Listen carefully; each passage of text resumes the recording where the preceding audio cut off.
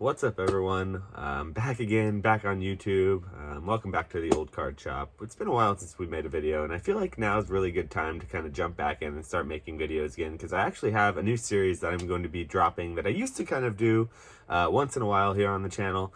But I think I'm going to bring it back. It got very difficult to do this series for a short period of time for the whole pandemic, basically, because collections weren't being sold in mass. In the very beginning of the pandemic, people were trying to sell their collections very frequently, so I was able to acquire them pretty regularly. But then as the boom started happening, which is often the case in booming markets or bull markets, you'll have a hard time coming across good deals and collections. So in fact, I wasn't buying a lot during this bull market. I was selling a whole lot more into that. And that's sort of something I preached on this channel the whole time, is the right time to buy and sell. And that sort of leads us into our discussion, because this new series we're going to be doing is going to be a collection acquisition sort of series, where I go through and I talk about some of the collections that I've recently purchased. And I'm looking at these right here.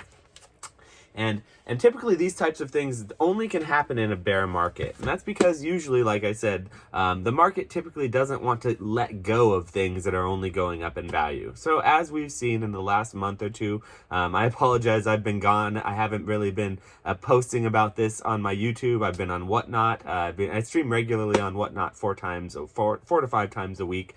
And we also do our Instagram and public and Facebook and social media, and we have public discourse that way. But I apologize for not saying more about this as the market was coming down. But the market has been coming down and has came down and corrected to the point where it's sort of where a lot of cards that were where there were pre-pandemic priced, those prices have come down in some regards. And I'm looking at Venusaur, base set Venusaur here, come down to before those pre-pandemic prices again. So if anyone had been having any cold feet or wondering about whether or not it was a good time to enter the market, or maybe you've just been in this hobby and you've had a hard time getting modern cards because things have been sold out and everything's been skyrocketing, and maybe you're a little frustrated at the prices the way that prices had been, now is really a good time to jump in and start getting your feet wet, as it were. If you're having those cold feet, maybe it's time to start wading into the water. I'm not saying it's time to start jumping into the deep end and going head first and off the diving board, but maybe it's time to start getting your feet a little wet and wading into the wading pool and checking out some of the things in the hobby you really enjoy. So this collection acquisition series is a new series I'll be re-releasing here on the channel, and I'm going to try to kind of have a couple collections each time I do this and talk about some of what I've been purchasing here. And so it'll kind of help you guys see what I'm into, like my personal collections and what my personal collecting goals are like, and it'll maybe help you guys discover what your personal collecting goals are like. So without further ado, let's jump into this video. I have a pretty good one today. Someone sent me a whole collection in one of these card boxes, so I think it's pretty interesting to see how that's going to come. And then we have some Topps cards that we're going to go through that I'm really excited to showcase with you guys. So, all right, let's get into that. All right, let's go. I've got an exciting collection to look through here today. This is something that I did pick up in a big lot, in a big auction recently. And I don't know entirely what's in it. I know the big notables, so I know what I need to look for here. But there's a lot of stuff that was, the seller actually had said he was just throwing in extra, and I didn't know what that was going to be, so I'm curious. He said a lot of first edition commons and uncommons from Wizards of the Coast era that he just couldn't put in the listing, so too much of it, he said. So that's always a good sign. And you know, I bid on what was in the pictures, and so anything extra I'll be happy with. So this is going to be a fun collection to go through, guys. So I will say right now, we are at the collectibles world. Since we haven't been around talking a lot about it, the collectibles world is in a bit of a correction phase right now. We want to call it a bit of we'll say a bear market, maybe, going into that crash territory in some regards. All right, we're going to take a look at some of these cards in this collection. They're all pretty raw, so we're going to see this has got a nice crease to it here. Okay, but we got a big collection of cards here. What we did is we bought someone's entire collection from them, and they had some sealed stuff too. So I guess what I need to do here is what we're going to do is we're going to weigh these sealed packs. So I know there's a controversy surrounding weighing packs, and in Modern you really can't weigh packs. But In the old days, Wizards of the Coast era, packs can be weighed because the hollows actually, they weigh a little bit. They weigh more or less. So the hollows will weigh typically 21 pounds or 21 grams. I'm just gonna get a good look at these packs here. You want to make sure that nothing's resealed ever. So I'm gonna check these out, get a good look at them. Let's see, they are a little wrinkly, but that's to be expected for packs this old that are loose. The crimps look to be still good, still connected. Good to see. Okay, that's a good pack. Right there. And I suspect, this is from the same seller, I suspect these to be good. Good feedback, a big legitimate collection from what looked to be a legitimate collector over the years. Apparently he was just trying to exit the hobby so he can use the funds for something like a house, which I totally understand and I support. So I was happy to, you know, get these off of that collector. Just want to look at these crimps. I mean, the packs are a little bit worn. The packs are definitely worn here. It looks like they were in a shoebox or something, potentially bouncing around for many years, which is kind of what you would expect. So once we count these, there should be 6 packs here, I believe. 6 packs. It's 5 or 6. I'm not entirely sure. Let me see. Okay. 1, 2, 3, 4, 5. 6 packs. Yep, here's the 6th one hiding right over here. Ooh, it's Zapdos pack too. All right, so 6 fossil packs. So this collection, the main brunt of the collection that I bought it for were these fossil packs. This was the main part of the listing. So these things are really pretty, I think. These are really, really nice cards. I think this is a good set, an underrated set. So we got a couple of Lappies, got a couple of Zappies, and we got a Aerodactyl there. Let's get them on the scale here and check out what we got.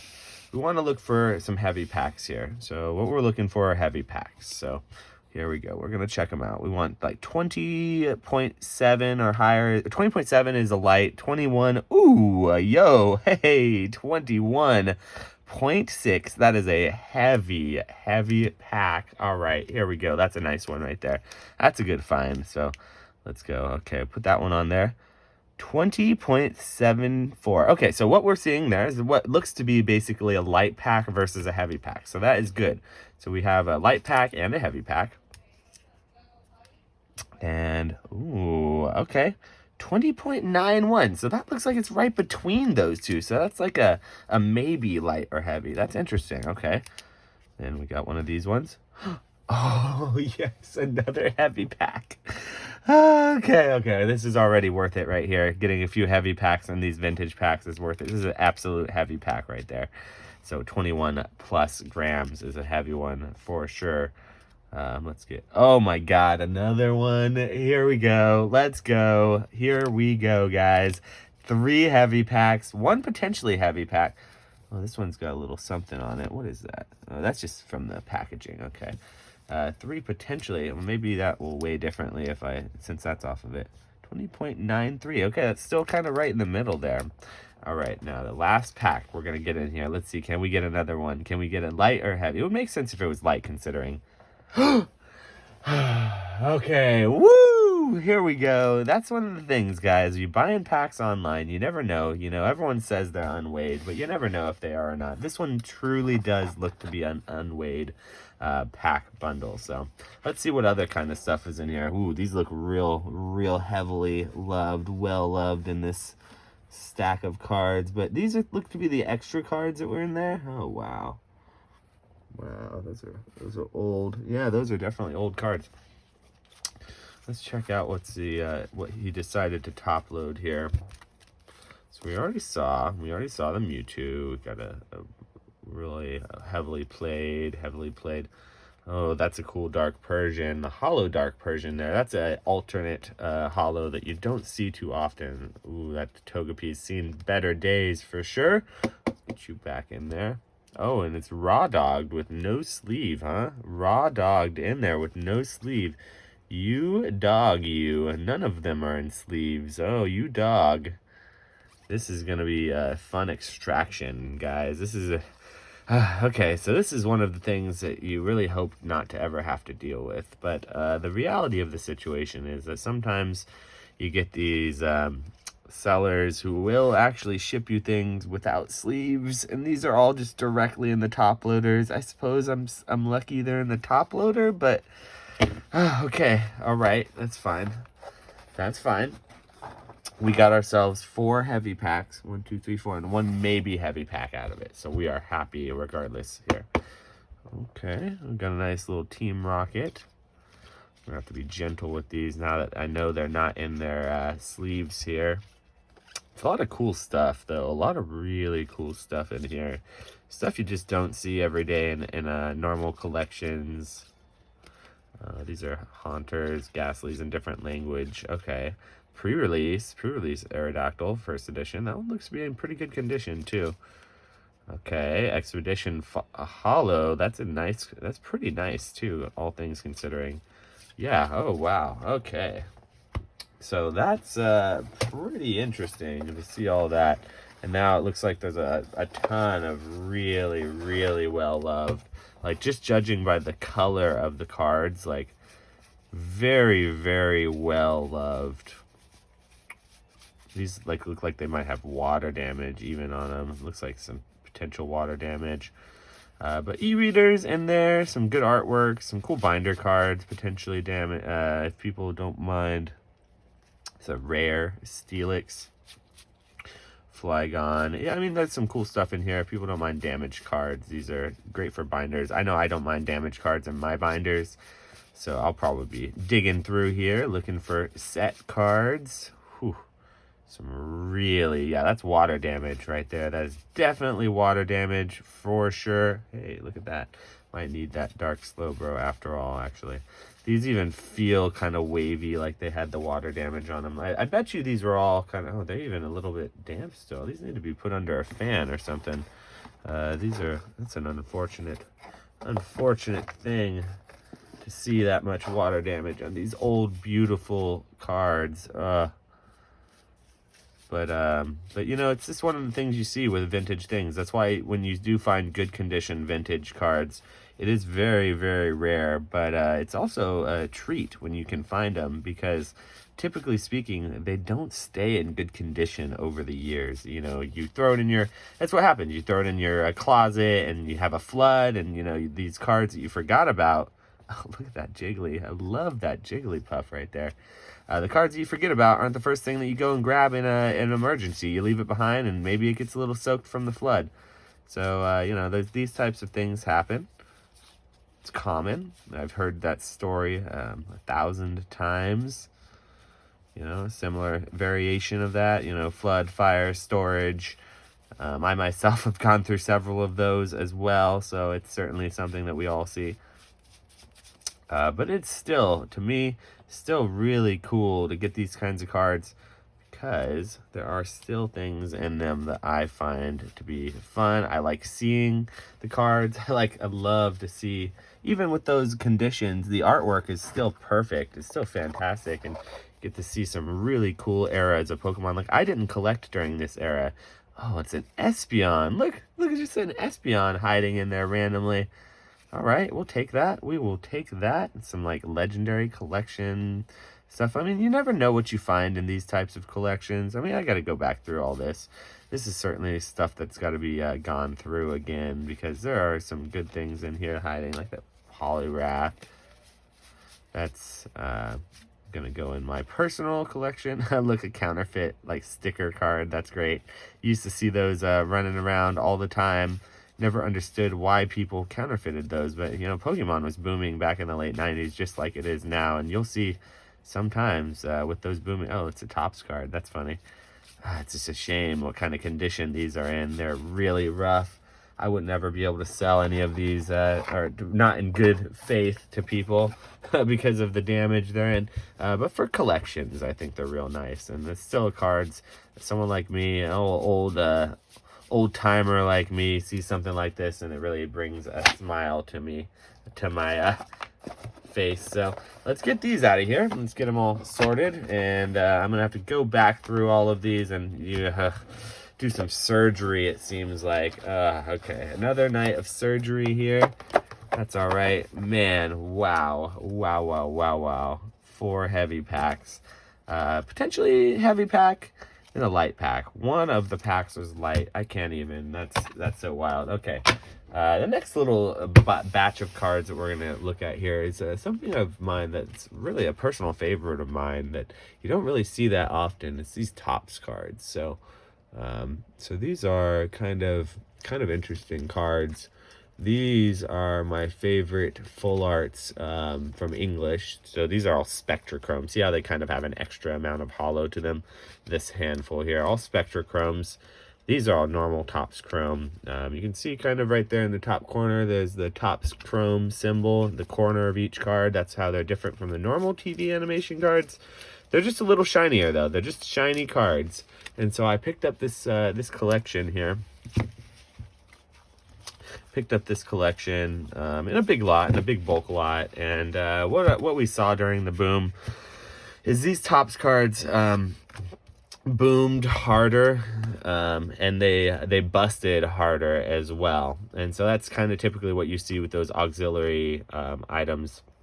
I personally really enjoy them though, and when I was seeing them booming, it really gave me a lot of FOMO, so I didn't buy into the FOMO. But once they busted, and now that we're in that corrected market, we're in that more bearish market here, these are some of the first things that I went through and I looked for and I've been picking up. One of my favorites is this Arcanine here. Look, check this way. Oh man, it's beautiful. Yeah, the way that the hollow foils look are really cool. They're real minty as well. All of these Topps cards from this collection are minty. These ones actually, the Charizard, Charmander, and Charmeleon, actually miscuts. So you can see the part of another card on that Charizard. And you guys know how much I love my miscuts. So those have been kind of some of the more recent pickups I made. But kind of I did just want to talk a little bit about, or as we were picking up these collections, as I'm coming back to YouTube and we're going to start this new series again. Just talk about the market and how people feel about the hobby in general. I understand that it's always nice to see the rocket emojis and everything go to the moon and everything boom and you know buy, it's only gonna go up. It's nice to see that when it's happening. It's fun and everything, but I think it's unrealistic, and I was thinking that during the whole pandemic here, as we were seeing Pokemon just go to the moon, and people, my grandparents calling me out of the blue saying they found a comment in their their closet and then asking if it was worth a bunch of money. And it's interesting to see when you see those types of movements and things. You can always expect a big correction. And so I don't think Pokemon's going anywhere. And if you were here during this whole time and if you're feeling frustrated at all, if you're feeling like you couldn't get in, like things can kind of gotten away from you, but you had wanted to be in the hobby, or maybe you were in the hobby the whole time and things did just get to a point of a fervor where you didn't recognize it anymore, now's a really good time. Now's a great time. The hobby hasn't been in a healthier place than it is right now in a long time. Not only is there product out there on the market again, like a lot of modern product is out there on the shelves again, which is nice to see.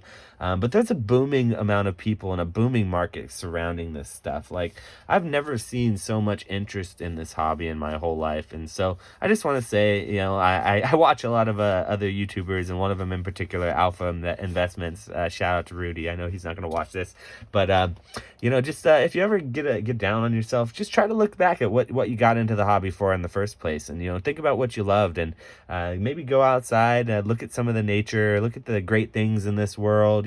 Try to enjoy some things, because it's a beautiful thing out there. It's a beautiful thing, guys. And there's nothing better about the hobby right now. We got some great sets coming down the pipeline with the Evolutions Evolving Skies set, as well as the Generation or Celebrations, the new 25th anniversary set. And if you wanted to get into the market, now's as good a time as ever. So thanks again, guys. It was really nice hanging out with you guys. We'll do this more often for sure. I've got some more stuff that I'd like to showcase, make some videos on. I've got some cool oddities and new little pieces to my collection. I want to do a video all on that just itself. So we'll see you on the next one, and keep on keeping on, guys.